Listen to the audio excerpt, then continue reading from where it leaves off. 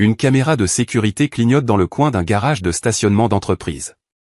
À travers son objectif granuleux, un homme en uniforme de concierge se jette en avant, poussant une jeune fille hors de la trajectoire d'un SUV noir qui fonce à toute vitesse.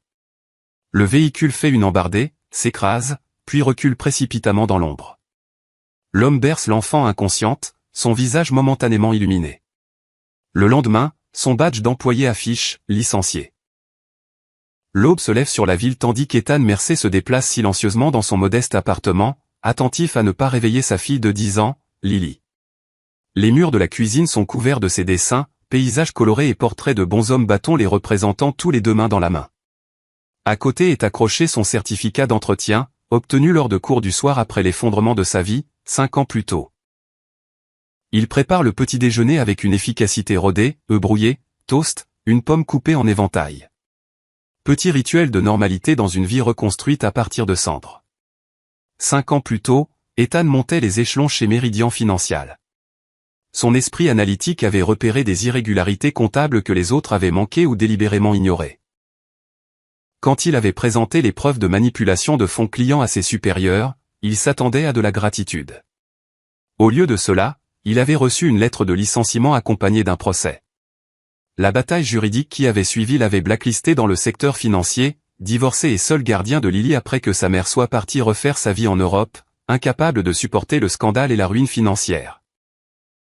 Désormais, Ethan travaille de nuit comme superviseur de maintenance chez Luminina Technologies, une étoile montante de l'industrie technologique. Le salaire suffit pour leur appartement d'une chambre et les médicaments contre l'asthme de Lily. Ses collègues respectent son ingéniosité mécanique, sa capacité à diagnostiquer les problèmes à l'oreille seule, à ramener à la vie de vieux systèmes de chauffage avec des pièces improvisées.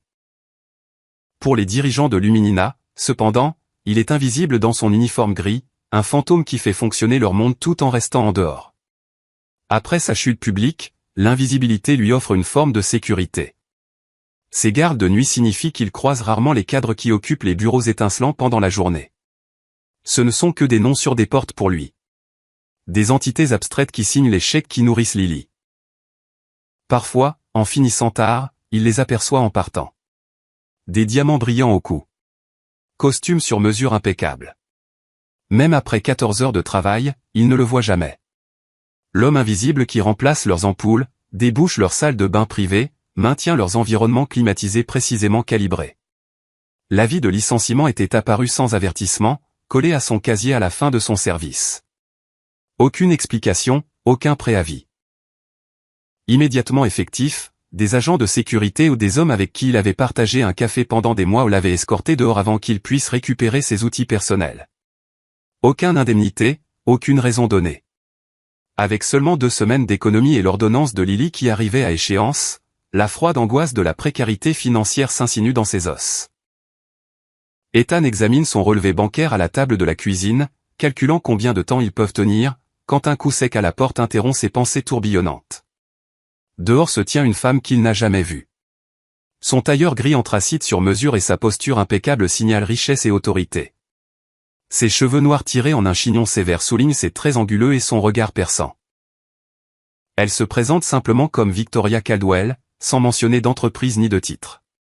Je crois que vous avez été licencié à tort de chez Luminina Technologies, monsieur Mercer, dit-elle, sa voix lisse comme de la pierre polie.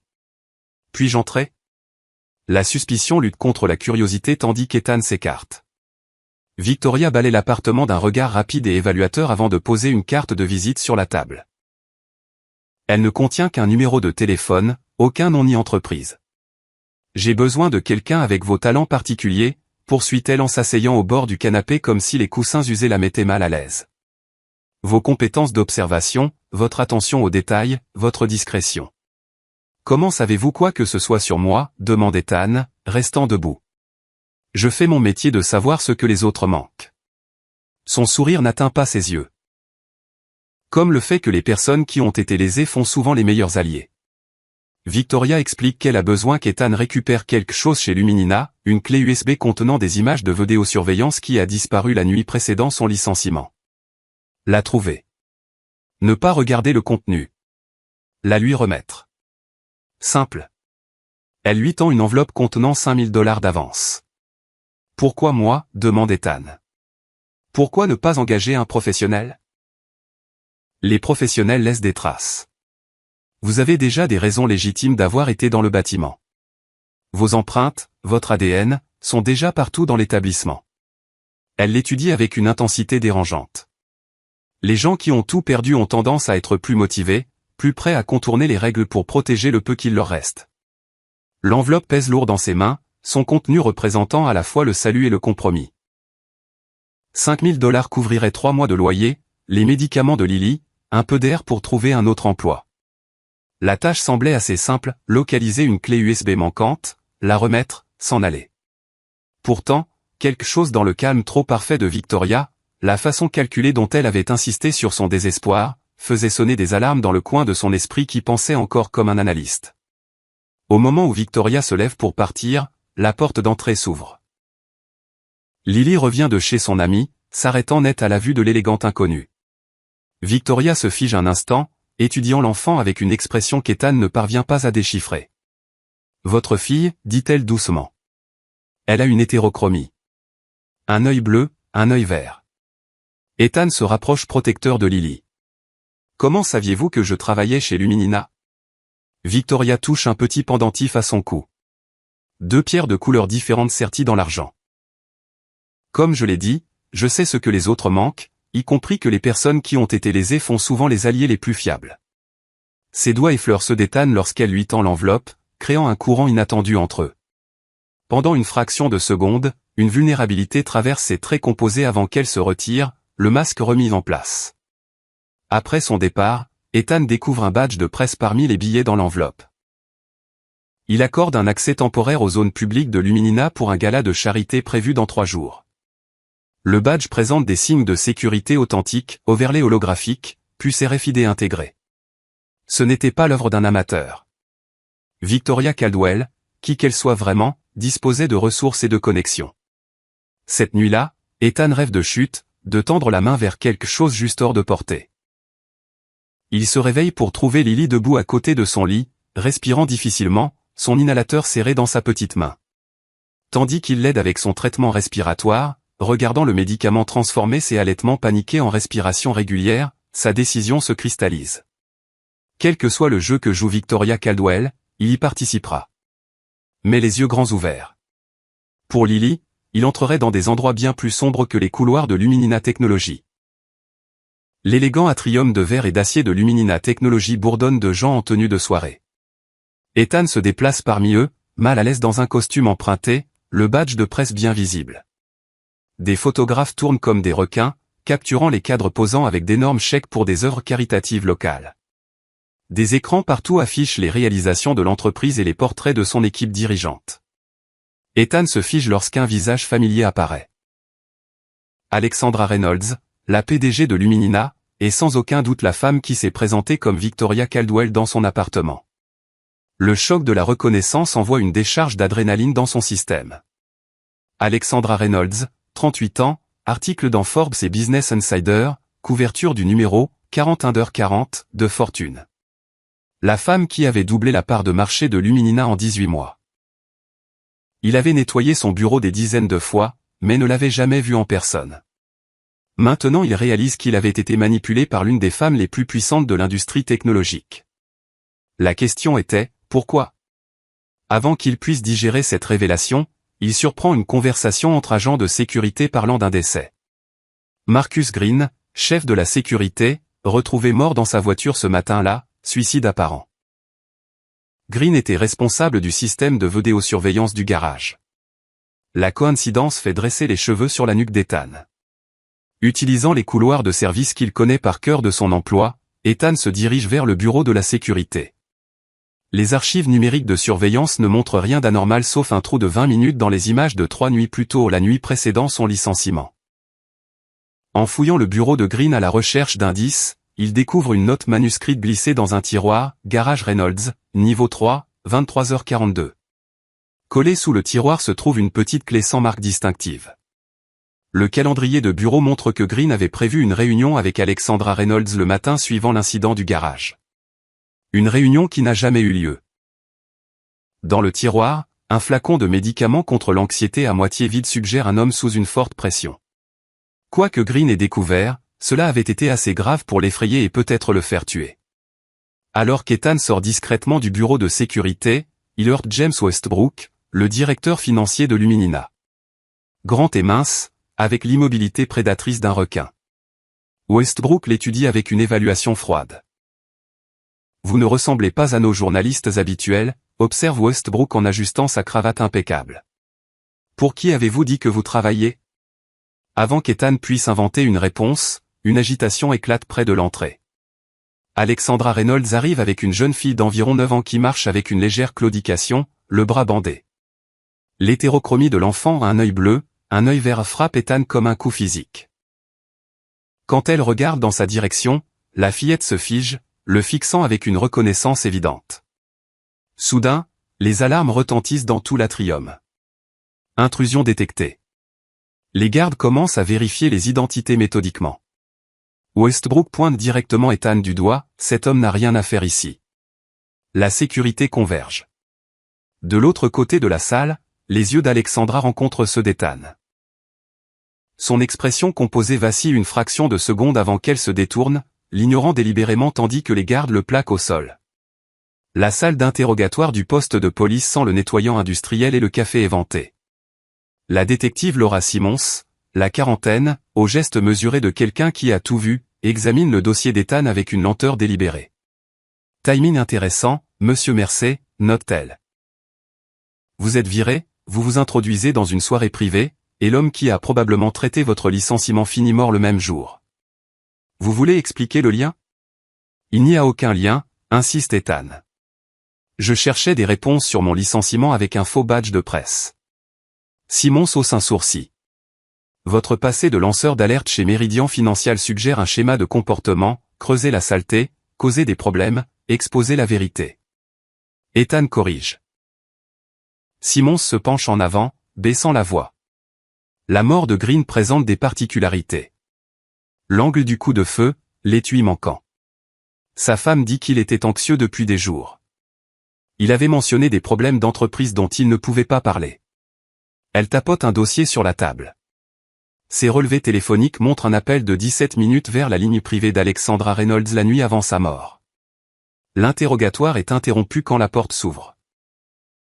Alexandra Reynolds entre, élégante même sous les néons.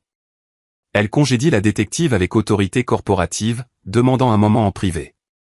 Quand la porte se referme, sa personnalité de PDG tombe. Vous étiez censé trouver la clé USB, pas vous faire prendre en train de la chercher, siffle-t-elle en arpentant la petite pièce. Maintenant vous avez tout empiré. Vous m'avez menti sur votre identité, rétorque Ethan. Et cette fille, votre fille, elle m'a reconnu. Pourquoi?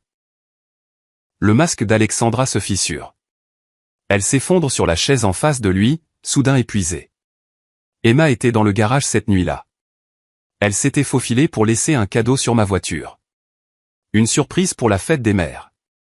Elle dit qu'un agent d'entretien l'a sauvée d'une voiture qui arrivait, mais le traumatisme a affecté sa mémoire. La seule vidéo de surveillance montrant ce qui s'est passé a disparu et Green a parlé d'un dysfonctionnement du système. Je travaillais cette nuit-là, dit lentement Ethan. Niveau inférieur de maintenance. J'ai entendu des pneus crisser, mais je n'ai rien vu. Ne me mentez pas, Alexandra se rapproche, le désespoir évident dans son intensité. Emma vous a décrit parfaitement. Et quelqu'un a supprimé cette vidéo parce qu'elle montre quelque chose de compromettant. J'ai besoin de savoir ce qui est arrivé à ma fille. Si vous étiez là, pourquoi m'auriez-vous licencié? Ce n'est pas moi qui vous ai licencié. Westbrook gère le personnel. Il a invoqué des coupes budgétaires, mais maintenant je remets tout en question. Elle l'étudie, un conflit évident dans son expression. Aidez-moi à retrouver cette clé USB et je vous réintègre avec une promotion. Ma fille pense que vous lui avez sauvé la vie. J'ai besoin de savoir si elle a raison. Les rentres crépitent de tension, méfiance mêlée à un courant plus compliqué. Sous la lumière crue des néons, la façade soigneusement construite d'Alexandra a glissé, révélant des aperçus d'une femme tendue à se rompre. Ses doigts tremblent légèrement quand elle glisse une mèche derrière son oreille. Un geste trop humain, trop vulnérable pour la PDG intouchable dont le portrait orne le hall de Luminina. Tandis qu'elle organise sa libération, leurs mains se touchent brièvement, envoyant un courant compliqué entre eux. Attraction mêlée de méfiance. Alexandra se retire brusquement, ajustant sa veste. Mon chauffeur vous ramènera chez vous. Nous n'avons jamais eu cette conversation. Dehors du poste, Ethan trouve James Westbrook qui attend à côté d'une berline de luxe. Montez, ordonne-t-il. Nous devons parler de ce que vous avez vraiment vu cette nuit-là. L'intérieur de la voiture de Westbrook sent le cuir coûteux et un parfum subtil. Alors qu'il s'éloigne du trottoir, Westbrook dévoile son jeu. Les caméras de sécurité ont capté Ethan entrant dans le garage peu avant l'incident, mais Green a effacé les images réelles de l'accident. Westbrook croit qu'Ethan possède une copie. Je connais votre genre, dit Westbrook d'une voix froide et mesurée. Ancien analyste financier devenu lanceur d'alerte. Vous cherchez toujours un levier. Combien voulez-vous pour la clé? De l'argent? Votre poste? Ethan réalise que Westbrook suppose qu'il fait du chantage à l'entreprise. Avant qu'il puisse répondre, Westbrook fait une offre, $250 000 pour la clé et son silence. Bien plus que la promotion promise par Alexandra. J'essaie de protéger Alexandra, affirme Westbrook. Elle est sous une pression énorme depuis la mort de son mari. Emma est tout pour elle. Si l'accident s'ébruite, le conseil l'utilisera contre elle. La mention du mari décédé d'Alexandra attire l'attention d'Ethan. Westbrook explique que William Reynolds est mort il y a 18 mois dans ce qui a été qualifié d'accident à leur maison de lac.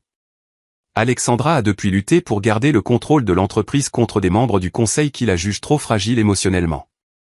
L'entreprise était la vie de William, poursuit Westbrook. Alexandra n'était pas censée la diriger à long terme. Le conseil la tolère par respect pour William, mais leur patience s'épuise. À travers les vitres teintées, les lumières de la ville défilent comme des étoiles froides. Ethan remarque comment les jointures de Westbrook blanchissent sur le volant en parlant d'Alexandra. Le tranchant subtil dans sa voix quand il évoque le conseil. Le directeur financier se présente comme le protecteur d'Alexandra, mais quelque chose dans son calme calculé suggère un prédateur plutôt qu'un gardien. Westbrook dépose Ethan à son appartement avec un téléphone jetable. Vous avez 48 heures pour décider. L'argent ou votre conscience? Choisissez sagement. L'implication flotte dans l'air. Choisis l'argent ou affronte les conséquences. La menace, bien que non formulée, est aussi tangible que le poids du téléphone jetable dans la paume d'Ethan. Il regarde la voiture de Westbrook disparaître au coin, les feux arrière s'estompant comme des braises mourantes dans la nuit. Seul, Ethan utilise la clé de Marcus Green pour ouvrir un casier à la gare, trouvant une enveloppe scellée contenant des coupures de journaux sur la mort de William Reynolds et une image partielle de surveillance montrant un SUV noir dans le garage de Luminina. Au dos, Green avait écrit « Même véhicule, même conducteur, pas une coïncidence ».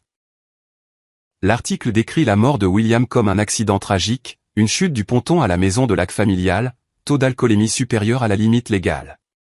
Alexandra avait découvert le corps, appelé les secours, tenté la réanimation.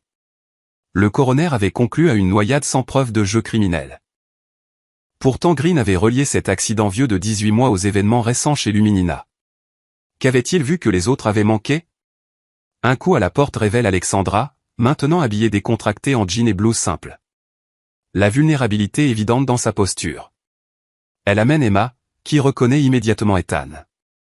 Vous êtes l'homme qui m'a poussé, dit Emma avec certitude.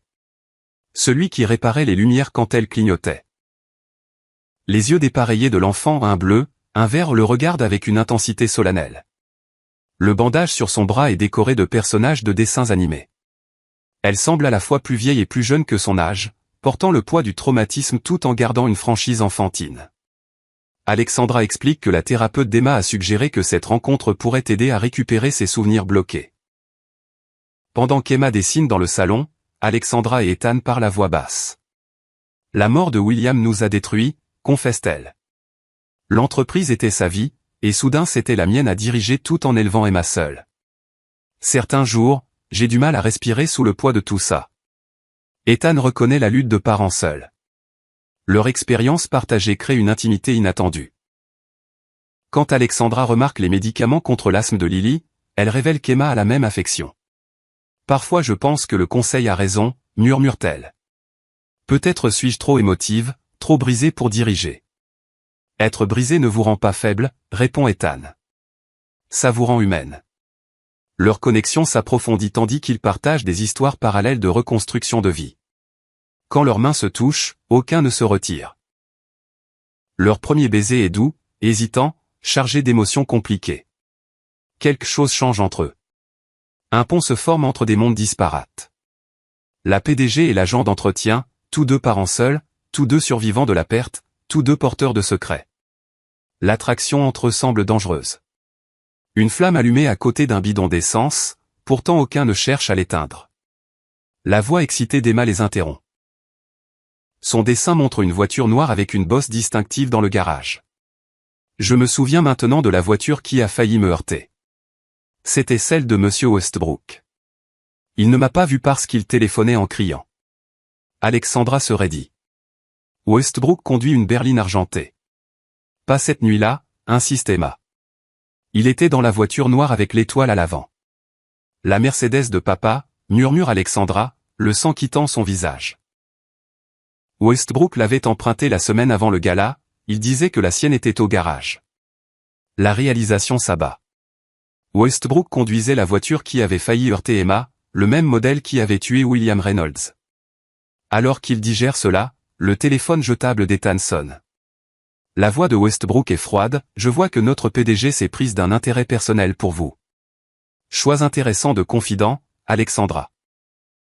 Sait-il que c'est vous qui avez autorisé son licenciement après avoir regardé la vidéo de surveillance ou que vous avez fait supprimer par Green ensuite? L'expression d'Alexandra confirme la trahison avant que Westbrook continue, j'ai la clé USB. Retrouvez-moi à la maison de lac des Reynolds demain soir si vous voulez savoir ce qui est vraiment arrivé à William. Venez seuls, tous les deux. L'appel se termine, les laissant dans un silence brisé. Emma dort sur le canapé tandis qu'Ethan confronte Alexandra. Vous m'avez bien licencié. Vous avez vu ce qui s'est passé et vous l'avez effacé. Pourquoi? Les yeux d'Alexandra se remplissent de larmes. La vidéo montrait Emma en danger. Oui, elle vous montrait en train de la sauver. Mais elle montrait aussi quelque chose que je ne pouvais laisser personne voir. Pas même vous. L'aveu flotte entre eux comme une barrière physique. La confiance fraîchement formée s'effrite aussi vite qu'elle s'était construite. Ethan voit le calcul revenir dans les yeux d'Alexandra. La PDG ressurgit, pesant coûts et bénéfices, évaluant les dommages.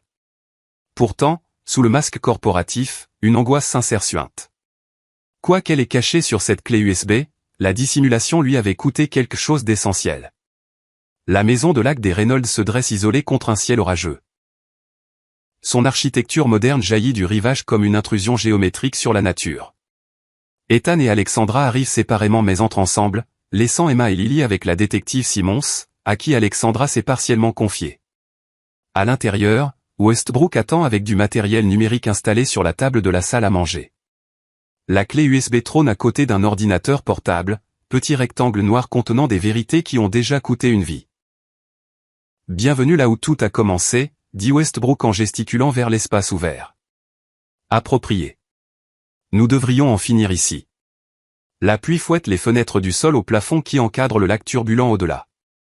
La foudre illumine périodiquement le ponton où William Reynolds a fait ses derniers pas. Les dramatiques de la nature fournissent un décor parfait pour la tempête humaine qui couve à l'intérieur. Les épaules d'Alexandra se tendent. Ce qui est arrivé à William était un accident. Il était ivre, il est tombé du ponton. C'est ce que vous vous répétez? Westbrook active un écran montrant des images de surveillance de la maison de lac. William et Alexandra se disputant violemment sur le ponton. William trébuche, tombe. Alexandra hésite avant de tendre la main vers lui. Vous aviez cet endroit sous surveillance? Demande Alexandra, l'horreur s'insinuant dans sa voix. William l'avait fait. Il soupçonnait que vous aviez une liaison. Westbrook avance la vidéo jusqu'au moment où Alexandra plonge enfin, essayant de le sauver, mais trop tard. J'ai essayé de le sauver, murmure-t-elle. Vous avez attendu qu'il ne puisse plus survivre, contre Westbrook. Ces précieuses secondes d'hésitation. Le conseil adorerait voir ça. La vidéo passe en boucle. William tombant, Alexandra figée, les secondes s'écoulant, son visage à l'écran montrant choc, peur, indécision. Pas la froideur calculée d'une meurtrière, mais la paralysie de quelqu'un qui voit le désastre se dérouler. Ethan étudie l'horodatage, la position des ombres. Ceci a été monté. Il y a un saut. Westbrook sourit froidement. Très observateur. C'est pourquoi vous êtes dangereux. Il lance les images du garage de Luminina montrant Emma presque heurtée par la Mercedes noire. Les images montrent clairement Westbrook au volant, distrait par un appel téléphonique. Elle montre Ethan poussant Emma à l'abri, puis Westbrook paniquant et reculant. Vous conduisiez la voiture de William cette nuit-là, réalise Alexandra.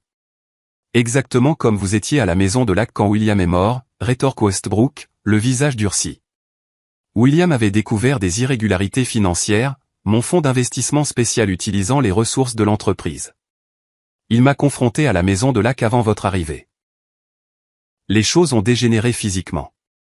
La vérité émerge. Westbrook avait monté les images de surveillance pour effacer sa présence et faire paraître Alexandra coupable.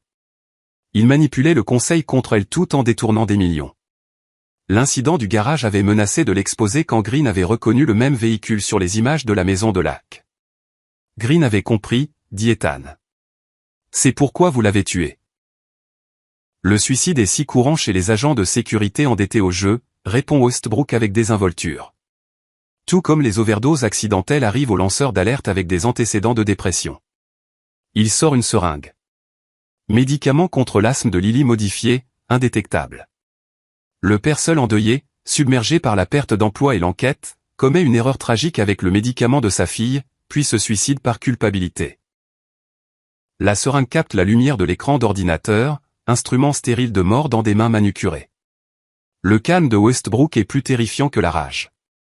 C'est un homme habitué à résoudre les problèmes avec une précision clinique, traitant les vies humaines comme des variables dans une équation où seul son bénéfice compte. Tandis que Westbrook s'approche, Ethan se jette en avant. Il lutte violemment tandis qu'Alexandra cherche frénétiquement une arme.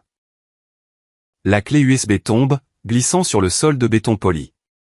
Westbrook prend le dessus, plaquant Ethan, la seringue suspendue au-dessus de son cou. Je vous ai offert de l'argent. Vous l'avez choisi à la place. Mauvais investissement. Un coup de feu retentit dans la maison.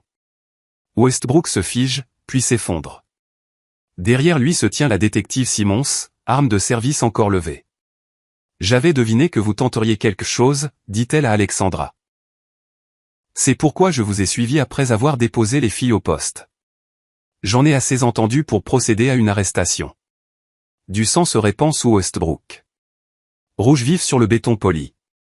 Ses yeux restent ouverts, exprimant plus de confusion que de douleur. Le regard d'un homme dont les calculs n'avaient pas prévu une variable inattendue. Tandis que Simon s'appelle des renforts et des secours médicaux, menottant Westbrook blessé, Alexandra récupère la clé USB là où elle a atterri. Elle la fixe, le conflit inscrit sur ses traits. Seule avec Ethan, pendant que les secouristes s'occupent de Westbrook, Alexandra insère la clé dans l'ordinateur. Elle contient non seulement les images non montées du garage, mais aussi les dossiers financiers documentant le détournement de Westbrook et le meurtre de William. Avec ça, je peux sauver l'entreprise, blanchir mon nom, dit Alexandra en faisant défiler les fichiers. Mais les images révèlent une autre vérité. Dans le garage, après qu'Ethan a poussé Emma à l'abri, Alexandra était arrivée à temps pour tout voir. La caméra la montre s'approchant du véhicule accidenté de Westbrook, lui parlant, puis hochant la tête en s'éloignant, concluant un accord sur le moment pour protéger les intérêts de l'entreprise plutôt que la justice. Je savais que c'était Westbrook, admet-elle d'une voix creuse. Il avait menacé de diffuser les images montées de la maison de Lac si je ne l'aidais pas à couvrir l'incident du garage. Je ne savais pas encore pour William. Je pensais simplement protéger l'entreprise du scandale et moi-même de fausses accusations de meurtre. L'écran se fige sur le visage d'Alexandra regardant Ethan être escorté hors du bâtiment, l'avis de licenciement en main. Son expression est taillée dans la pierre. Le visage d'une femme concluant un pacte avec le diable. Pourtant, même dans ce moment froid, quelque chose dans ses yeux suggère que le coup était plus élevé qu'elle ne l'avait anticipé. L'expression d'Ethan se durcit. Donc vous m'avez licencié pour me faire taire. Vous m'avez utilisé pour retrouver les preuves. Est-ce que quoi que ce soit entre nous était réel? Ce n'est pas juste, murmure Alexandra. Je ne m'attendais pas à ressentir quelque chose pour vous. Je ne m'attendais pas à ce qu'Emma se souvienne de vous comme de son héros. La détective Simmons revient, demandant la clé comme pièce à conviction. Alexandra hésite, la clé à la main, déchirée entre la préservation de soi corporative et la vérité. Si je vous la donne, tout sortira. Le cours de l'action de l'entreprise va s'effondrer. Des milliers d'emplois en danger. Ma fille saura que j'ai protégé l'homme qui a failli la tuer et qui a assassiné son père. Et si vous ne le faites pas, dit calmement Ethan, vous devenez exactement ce que Westbrook vous faisait paraître. Alexandra regarde entre eux, puis la clé contenant à la fois salut et damnation. Ses doigts se referment autour. 6 mois plus tard, Ethan se tient devant le tribunal après avoir témoigné au procès de Westbrook. Les preuves sur la clé USB avaient tout exposé. Le meurtre de William, le schéma de détournement, la mort de Green et la complicité momentanée d'Alexandra dans la couverture de l'incident du garage. Luminina Technologies avait survécu mais changé de main. Alexandra avait démissionné de son poste de PDG mais évité des poursuites pénales en coopérant pleinement avec les autorités. Son témoignage avait été crucial pour condamner Westbrook pour meurtre et crimes financiers. Ethan a reconstruit sa vie, utilisant son passé financier pour obtenir un poste dans une entreprise plus petite et plus éthique. Il récupère Lily à l'école où elle partage maintenant les cours avec Emma. Les filles sont devenues inséparables, liées par leur affection commune et l'histoire compliquée de leurs parents. Les feuilles d'automne tourbillonnent autour d'eux tandis qu'ils rentrent à pied. Lily bavarde sur son projet de science, sur le nouveau chiot d'Emma, sur des choses ordinaires qui semblent miraculeuses après tant d'obscurité. Ethan chérit ces moments de normalité, sachant à quel point ils peuvent se briser rapidement. Devant le cabinet de thérapie d'Emma, Ethan croise Alexandra. L'électricité familière pulse encore entre eux, mais désormais teintée de tout ce qui s'est passé. Emma va mieux, dit-elle. Les cauchemars sont moins fréquents. Lily l'a mentionné. Vous déménagez. Alexandra hoche la tête. Nouveau départ. Boston. Ma sœur y est. Un silence gêné s'étire. Enfin, Ethan pose la question qui le hante, est-ce que ça en valait la peine? Renoncer à tout pour la vérité? Alexandra y réfléchit. J'ai perdu l'entreprise, ma réputation. Certains jours je pense avoir tout perdu. Elle regarde vers le bâtiment où Emma se trouve. Mais elle sait que la mort de son père n'était pas ma faute. Elle sait que j'ai fini par la choisir, elle, plutôt que tout le reste. C'est quelque chose sur quoi je peux reconstruire. Elle hésite, puis sort de son sac le pendentif aux 2 pierres qu'elle portait lors de leur première rencontre. Emma veut que vous l'ayez. C'était le cadeau de William pour elle. 2 couleurs différentes comme ses yeux. Elle dit qu'il appartient à la personne qui l'a sauvé. Leurs doigts se touchent tandis que le pendentif passe de main en main. Pendant un moment, il reste suspendu dans la possibilité. Nous pourrions réessayer, suggère doucement Ethan. Quelque part de nouveau, sans tout ça entre nous. Les yeux d'Alexandra révèlent le même désir, mais elle recule. Certaines dettes ne peuvent être remboursées. Certaines confiances ne peuvent être rebâties. Ce que je vous ai fait au début, vous avez fait le bon choix à la fin. Trop tard. Certains choix nous définissent pour toujours. Elle touche doucement son visage. Les filles ont besoin que nous soyons civils, peut-être même amis un jour. Mais plus que cela serait construit sur une fondation déjà fissurée une fois. La brise d'automne porte l'odeur de bois brûlé et de faim. Derrière eux, la porte du centre de thérapie s'ouvre et se ferme, marquant le passage d'autres personnes brisées cherchant à se reconstruire. Le temps avance quoi qu'il arrive, tragédie ou triomphe humain.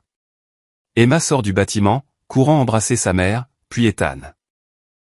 Les adultes échangent un regard de compréhension par-dessus la tête de l'enfant, reconnaissance de ce qui aurait pu être et de ce qui ne peut être. Tandis qu'Alexandra et Emma s'éloignent, Ethan fait tourner le pendentif entre ses doigts.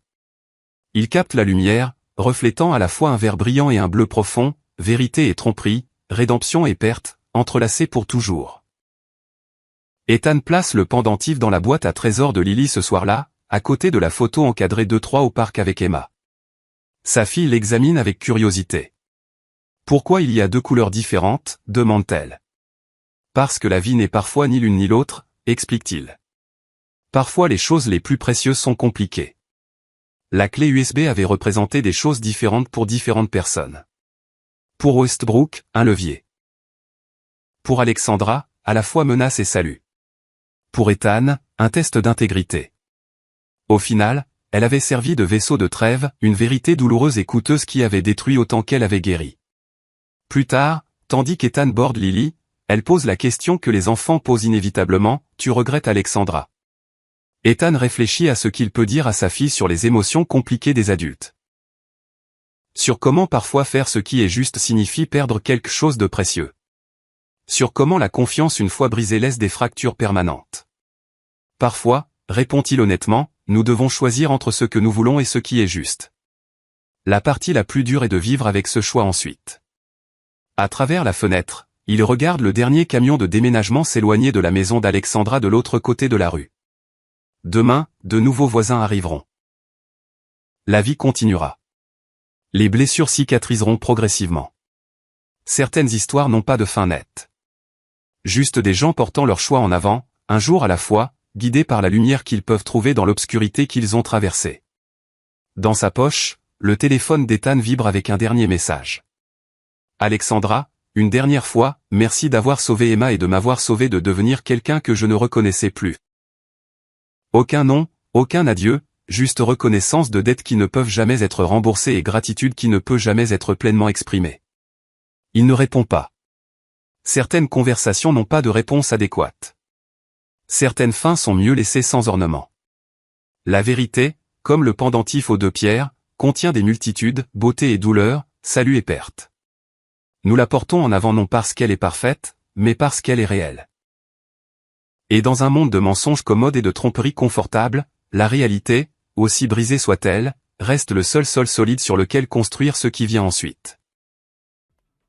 J'espérais à tort ça se serait si Riot faisait des bons trucs. Ouais, bah ouais. Ouais, c'est vrai que vu comme ça, c'est pas Merci faux. Rocky. Ça va et toi, Joss?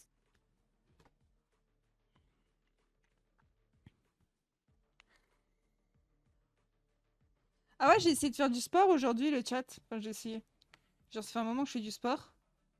Bonne nouvelle, j'ai perdu 2,5 kg. Alors, je fais pas ça pour perdre des kilos, hein. C'est pas les kilos qui me dérangent dans mon corps. Mais j'ai perdu 2,5 kg. En plus, j'ai arrêté le coca. Mais j'ai essayé de faire du sport. Et bah, je me suis bloqué le dos. Voilà. Tout s'est bien passé au début, la course et tout. Et après, j'ai voulu enchaîner sur des abdos. Bah, je me suis bloqué le dos. On n'a pas réussi à vous tag FF. Je pense que c'est un peu complexe de nous tag Rocky en même temps. Vous êtes sur quelle map?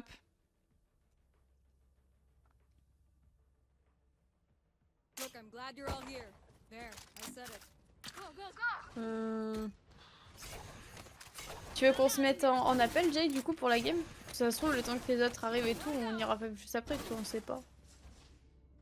Oh ouais, je suis. Non, Ouais. skirmish, on est. Si tu veux savoir, en face, il y a un diamant, mais avec nous, il y a un IMO. Voilà. Après, s'il est... Moi, il m'a pas Hello. l'air mauvais. Hein. Ah. Ah oui. Oh là là là là là. Oh putain. Au départ, je croyais que c'était lui qui mâchait. Tout est On fait. n'était pas les seuls. Comment ça, vous étiez pas les seuls? Hi Cypher, go. Gotta go! Et c'est fake. Taking that back. Recovering it. T'as contact. I can send the link if you want to push me in. Careful behind.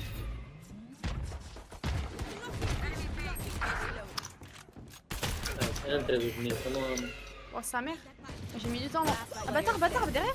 Bah oui, Cypher est mort. Unlock. Oh, sorry, we hear your keyboard. What did you say? Enter with me next time, enter with me. Ah oui, c'est vrai que je suis Oh, il dualiste, parle pas nous. enculé. Let's go away, let's go away. Putain. We can try to go C'est juste là middle. où I tu think vas it's te better. rendre compte que... Ouh. Attends, toi, je te mute dans le jeu. Hop.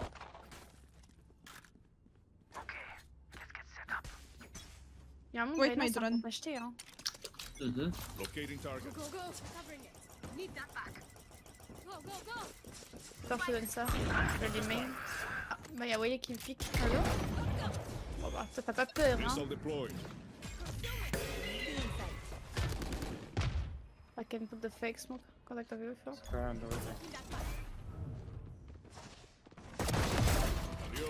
Mais j'ai ma Jay. Ils sont deux d'or. Peur du flanc. Quand même.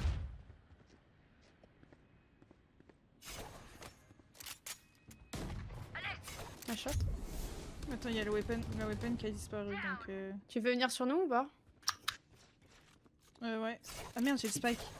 J'en ai One enemy La remaining. shot. un B player. Come. Come. Oh, il y a le kyber. Je t'ai drop le glow. Kalong, Nian. Ouais, c'est pas pour moi. Backside probably. Here she goes. Stock it. Spike planted. Ah ouais. Un tap. Ouais, Ah, il a j'avais dit pas la ligne à backside. droite. Ouais, mais il a dit backside. Oh. Thrifty. Good job, I'm good out job. of here. Ouais, ouais. Well, that was embarrassing. Oh, les fake infos, elles sont, elles sont terrifiantes. Lose all sight. Pour du classique à mid, bah il a pas fait grand chose. Tejo. Take this, Tejo. Gun here. Someone play They this. have no money, maybe we can just Can go fast you away. try to do something with your keyboards? What did you say, bro? Can you I- try to do something Ah, yeah, sorry. Now with your mic? Sorry. Yeah. I'm gonna fix it. Thank you. Just go fast. I'm gonna put the smoke for floor Stand and by to secret. infiltrate. Maybe you On can va fast, pick t'as a dit? link. I'm gonna put a fake on the box. Okay. Gotta go. Ouais, fast. Covering Cutting you. target. I'm out of here. Il y a un trap on the right. It's a fake. Careful. Mais On the non, left. mais pitié. Oh la no luck. Terrifiant. Je pense que il va t'arriver comme expert. Hein. One enemy remaining. Je dois avoir la simple. Nice, good job.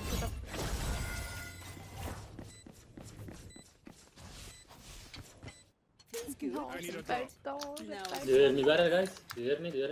Come. Gun here. Let's Can go we this play way. middle slowly? What?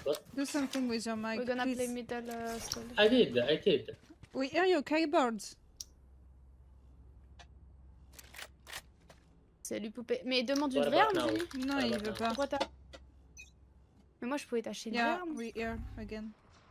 Recovering you. Drone going out. I'm out of here.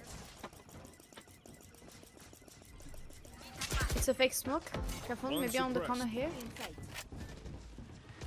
Grenade is live. Bâtard. Can be. Bah, gobé, hein. Attends, red step. Un mec dans le mur. Go along. Oui, non? Ok. Go B, non? On peut refermer le B si tu veux. Ouais. Il manque 2 infos minimum. Chamber, il avait push le A.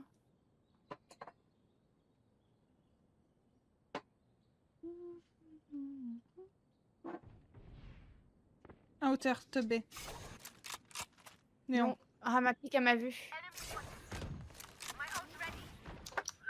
Elle est où? Elle est morte. Mais il y aura sûrement un chamber dans mon cul. Il doit être trop tard, j'ai C'est joué pas mon grave. molly, hein. Seconds left. Play long, bro. Play long. Fais gaffe à ton cul, moi je mets molly, ok? Ok.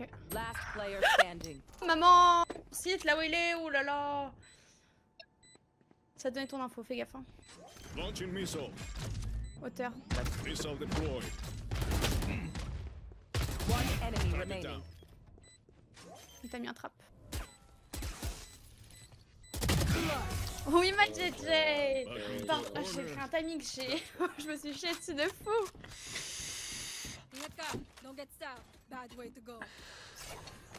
Ah, vas-y, je vais baisser son son à lui parce que là, son bruit de clavier, j'en peux plus. Oh, Son. Salut toi. Go, go, go. J'ai envie de courir aussi, j'ai perdu ma game. J'ai rien fait. Wow, ce que j'ai mis à la néon. Personne n'a relevé, je suis dégoûtée. Ça t'a démoralisé à ce point? I can heal if you want. I can heal that. Why you want to push? Watch Nia? your step. Gonna push. Wait, my Jordan. main. I'm out of here. Why the touch? You want to play? Let's play. He's speaking probably wait. Ok, il veut pas wait. Y'a pas de soucis. What the fuck? Right, there was secret. Blocking vision. Concealment. Fake on the left, ça fait fake. One here, it's Sky floor. One behind. Cypher, can you play on your trap? Hi, monsieur. Keep pushing, yeah. Contact to me, maybe two. It's in the back.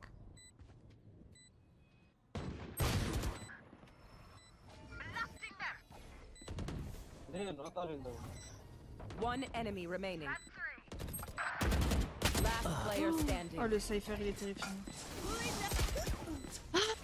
Ouah, mes frères, why, don't pick, putain, don't pick.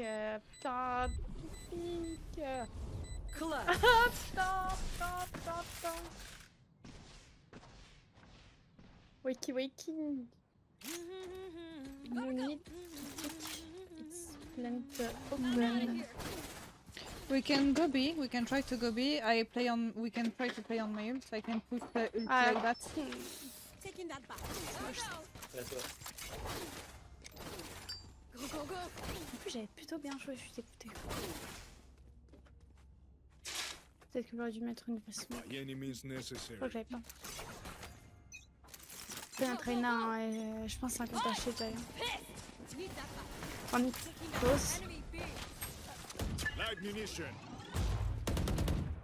I'm out of here. Mais que m'arrive-t-il This aujourd'hui? is how it ends. Locating target. On n'était pas sur site maintenant. There are two more there, I think. One flanking.